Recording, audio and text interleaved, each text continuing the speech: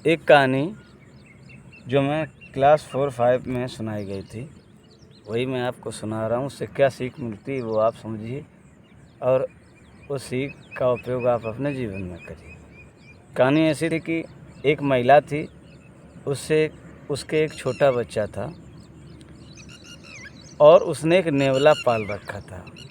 नेवला को बिल्कुल वो अपने बेटे की तरह ही ख्याल रखती थी, उसके भोजन का और पानी का।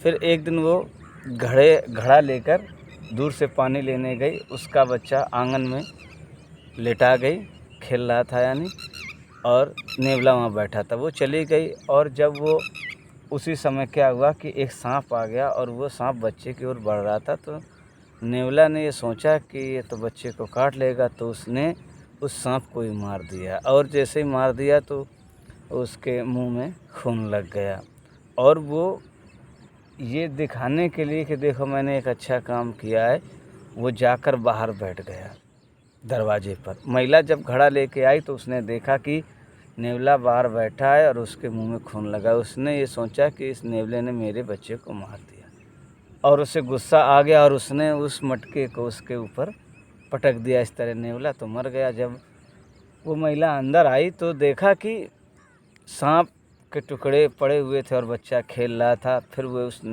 फिर दौड़ के बाहर गई और उस नेवले को उठाकर रोने लगी और यही कहा कि मैंने गुस्से में क्या कर दिया, मुझे ऐसा नहीं करना चाहिए था।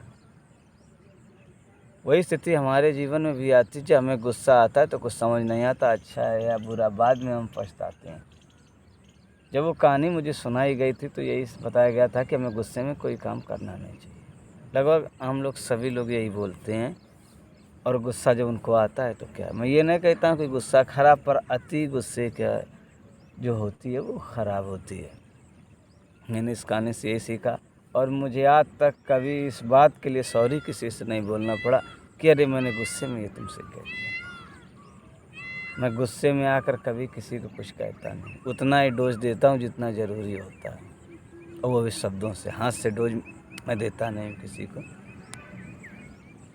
और माँ भी कहती हैं कि जो बात से नहीं मरा वो हाथों और डंडों से मारने से नहीं मरने वाला है, यानी दिमाग से, बातों से। तो यही कहानी थी। और आपको क्या सीख मिली? और क्रोध में मेरी भाषा भी नहीं बदलती है, क्योंकि मैं गाली कभी देता नहीं, चाहे जितना क्रोध आ जाए। और ये फैसला आप पर निर्भर है कि आप कितना क्रोध करेंगे, कितना नहीं। धन्यवाद।